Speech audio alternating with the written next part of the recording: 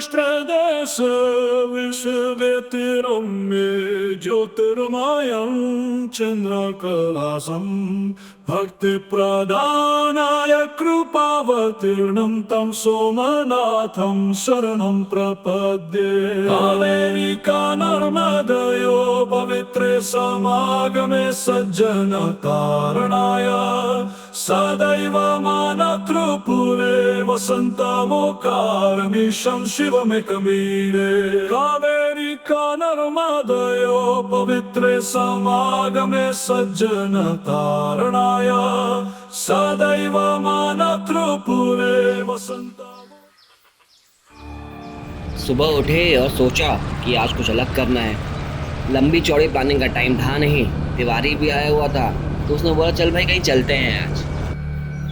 तो मैंने सोचा कि कहीं ना कहीं आसपास कोई ना कोई ट्रैक तो होगा ही।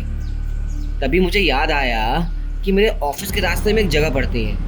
वहाँ मैंने लोगों को रुकते हुए और चल के ऊपर जाते हुए देखा है। सीढ़ियाँ देखी हैं तो लगा कि शायद ये कोई ट्रैक ही होगा। बाहर से नाम था ग्वाला देवी मंदिर घनसौली। नाम मंदिर वाला है पर मुझे लगा ट्रैक तो होगा ही, क्योंकि हर ट्रैक के ऊपर कोई ना कोई मंदिर तो होता ही है। तो जब मैं यहाँ पहुँचा तो देखा कि बस एक दो गाड़ियाँ खड़ी थी और एक दो लोग ऊपर से नीचे आ रहे थे। पर जब अंदर पहुँचे तो इतना सुकून मिला, इतना खाली, ना कोई भीड़, बस पेड़ पौधे, कोई आवाज़ नहीं आ रही, शहरों की कोई आवाज़ नहीं, बस जंगल की आवाज़ है वहाँ पे। चिड़ियों की आवाज़, कीड़ों की आवाज़, पेड़ की आवाज़ और वो जंगल वाला सुकून, ये शायद और कहीं नहीं मिल पाएगा। तब मुझे लगा कि हाँ, ये आज का बेस्ट प्लान था कि बाहर इतनी गर्मी थी पर अंदर आते ही जो सुकून मिला है वो कहीं और नहीं मिलेगा। लेकिन इस सफ़र की कहानी यहीं ख़त्म नहीं होती। कहते हैं ना, हर शांत जगह के पीछे एक कहानी छुपी होती है। यही तो बात है इस ग्वाला देवी मंदिर की भी।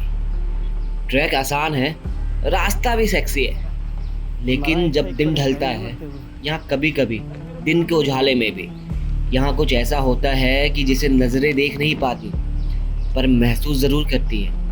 और अब हम उस मोड़ पर पहुँच गए हैं जहाँ से ये ट्रैक कुछ अलग ही दिखाने वाला है, क्योंकि हर शांत जगह के पीछे एक डरावनी कहानी भी छुपी होती है।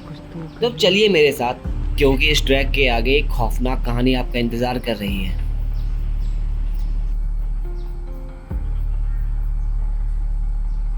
ये कहानी एक लड़के निशांत की है जो हाल ही में यूपी से थाने शिफ्ट हुआ था। थाने वो जो मुंबई के पास में ही है। वीकेंड था और निशांत ऐसे ही बोर हो रहा था तो उसने सोचा कि कहीं आसपास जगह देखी जाए, कहीं चल लिया जाए। तो उसने ऐसे गूगल सर्च किया तो उसे मिला ग्वाला देवी मंदिर ट्रैक। उसने देखा कि रिव्यूज़ तो अच्छे हैं, क्यों चल के देखा जाए। तो उसने अपनी बाइक निकाली और ग्वाला देवी मंदिर पहुंच गया। दोपहर का टाइम था और सूरज सिर पर था। निशांत ने गेट से एंट्री ली तो देखा कि ज़्यादा लोग नहीं है यहाँ। ना कोई आता हुआ दिख रहा है, ना कोई जाता हुआ दिख रहा है। निशांत धीरे धीरे ऊपर चलता रहा रास्तों के साथ साथ। जंगल के रास्ते होता हुआ वो ऊपर चलता है। बाहर लिखा था कि ग्वाला देवी मंदिर, पर उसे मंदिर का कोई नाम निशान नहीं दिख रहा। चारों ओर सिर्फ चिड़ियों की चहचहाहट और पेड़ों की सरसराहट थी। वो बस आगे चलता जा रहा था इस सुकून में कि उसे और सुकून मिलेगा, पर आगे का रास्ता कुछ अलग ही था। वो बस आगे चलता जा रहा था, आसपास देखते हुए चिड़ियों की आवाज़ें, पेड़ों की आवाज़ें, कीड़ों की आवाज़, सबकी वजह लेते हुए उसका मन कर रहा था कि बस वहीं रुक जाए। लेकिन जैसे जैसे वो ऊपर जाता जा रहा था उसे एक अजीब सी बेचैनी महसूस होने लगी। रास्ते में उसे एक बूढ़ी औरत दिखी जो एक पत्थर पर बैठी। उसने निशांत को रुकने का इशारा किया। बूढ़ी औरत बोली, बेटा दोपहर में यहाँ मत जाओ, यहाँ वक्त सही नहीं है। लोग कहते हैं कि मंदिर के पास दिन के वक्त भी कुछ अजीब होता है। निशांत ने उसे मजाक समझा और हंसते हुए बोला, अरे दादी, दिन में भूत प्रेत थोड़ी ना आते हैं, मैं जल्दी ही लौट आऊँगा। बूढ़ी औरत ने उसे जाते हुए देखा लेकिन कुछ कहा नहीं। निशांत ऊपर तक तो पहुँच गया इस उम्मीद में कि ऊपर एक बड़ा सा मंदिर हो, पर जब वो ऊपर पहुँचा तो उसे मिला एक पत्थर पे था सिंदूरी रंग, आसपास तेल, दिया और एक घंटी और बहुत ही अजीब सी खामोशी। न हवा की आवाज़ थी, न चिड़ियों की चहचहाहट। उसने उस घंटी को बजाने की कोशिश की, लेकिन वो कितना भी कोशिश करे घंटी से आवाज़ आ ही नहीं रही थी। तभी उसे लगा कि कोई उसके पीछे खड़ा है। उसने मुड़कर देखा, लेकिन कोई नहीं था। वो वापस मुड़ने ही वाला था कि उसे मंदिर के पीछे एक परछाई दिखाई दी। ये परछाई बिल्कुल साफ थी, एक महिला की, जो सफ़ेद कपड़े पहने हुए थी। निशांत का दिल तेजी से धड़कने लगा। उसने जल्दी से वहाँ से निकलने की सोची, लेकिन वो जितनी तेज चलता, वो आगे बढ़ ही नहीं पा रहा था। जैसे कि ज़मीन बस आगे चलती जा रही है और वो बस वहीं पे रुका हुआ है। ऐसा लग रहा था जैसे किसी ने उसके पैर पकड़ लिए हों। तभी अचानक बूढ़ी औरत की आवाज़ उसके कानों में गूंजने लगी। मैंने कहा था ना, दिन का समय भी सुरक्षित नहीं है। उसने अपने चारों ओर देखा, लेकिन वो औरत कहीं दिखाई नहीं दी। निशांत को अब डर सताने लगा। उसने अपनी पूरी ताकत लगाकर भागने की कोशिश की, और जैसे ही वो उस जगह से थोड़ी और दूर बाहर निकला, उसे लगा जैसे किसी ने उसे छोड़ दिया। वह पूरी तरह से हांफता हुआ नीचे बैठ गया। घड़ी में देखा तो टाइम वही था, 12:30, जब उसने वो ट्रैक स्टार्ट किया था। लेकिन वो तो वहाँ घंटों से था। निशांत ने उस दिन के बाद से उस मंदिर का नाम तक नहीं लिया। वो सोचता रहा कि वो बूढ़ी औरत कौन थी।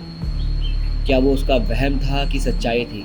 वो जब भी दिन के उजाले में उस रास्ते से निकलता है, जैसे वो जगह उसे बुलाती है। तो दोस्तों, अगली बार जब भी इस ट्रैक पर जाएं, तो इस कहानी को याद रखिएगा। दिन में भी वहाँ कुछ ऐसा हो सकता है जो आपको वापस लौटने नहीं देगा।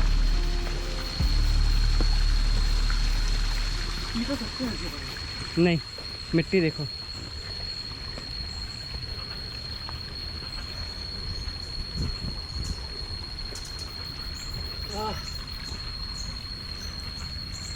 बाबा यहाँ बनेगा मिट्टी।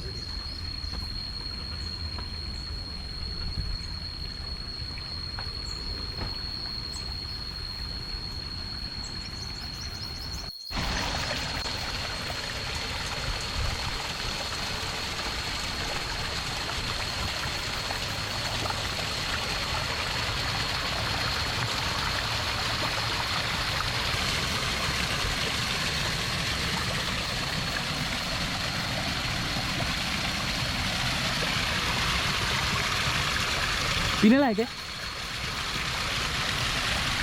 अच्छा, पी लिया।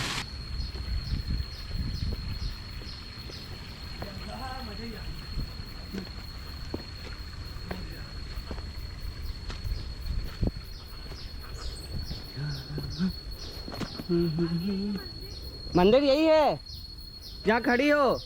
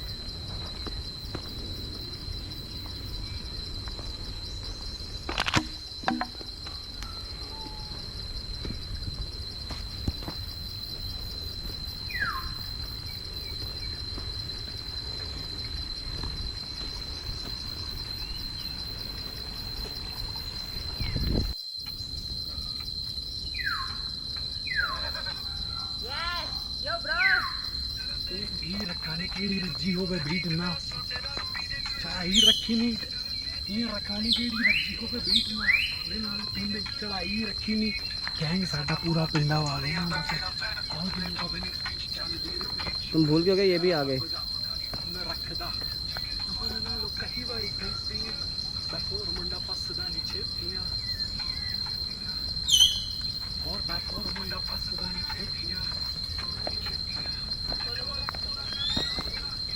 असला सटी पार के नीचे रखा इनम दे रोले तेरे पिंड दे रखने साक दी ठकने तू हम जो पिछले और की ना हो सारे जिया ना फिर बजनी फिर सीटियां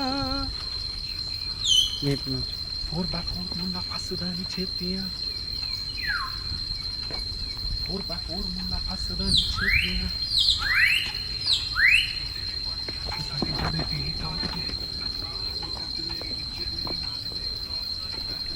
मंदिर मत जाने का।